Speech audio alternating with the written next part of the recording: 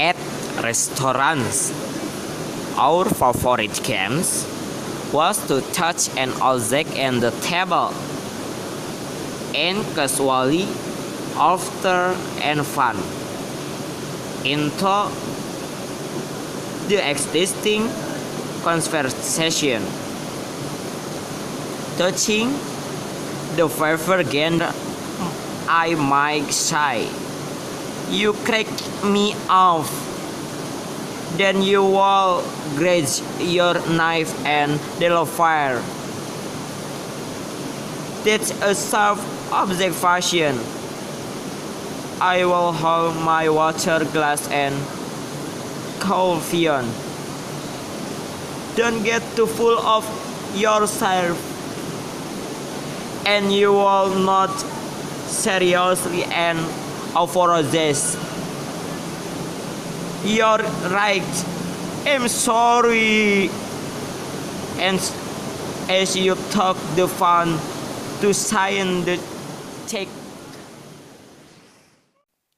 Back and forth we went, shifting from napkin to soup spoon, considering the table topped like a cheeseboard, giggling at our secret from the waiters.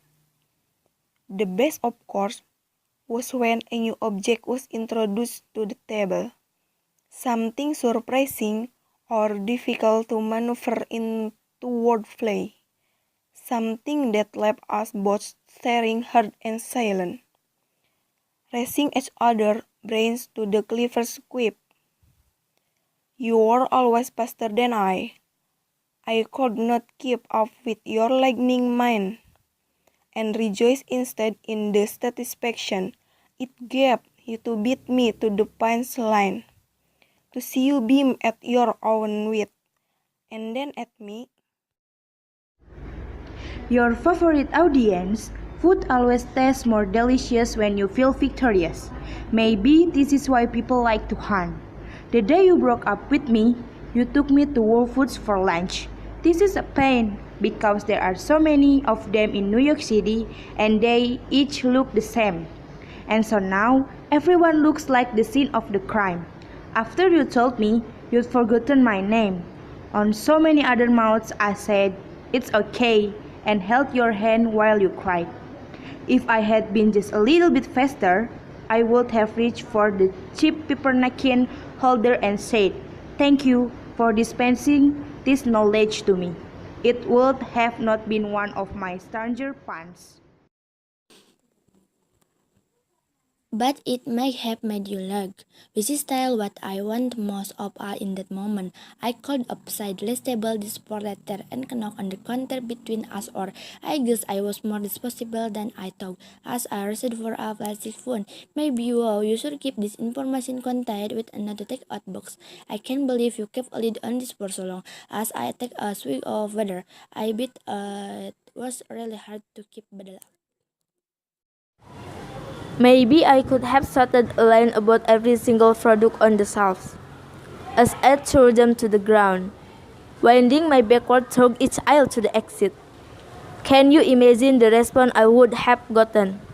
Employees wiping their hands on their green aprons, pausing from shelving the quinoa, turning to see the crazy pan lady go out with a bang.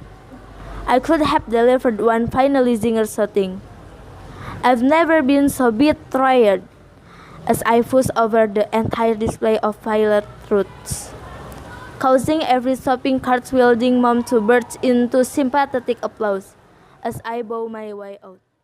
Actually, I don't.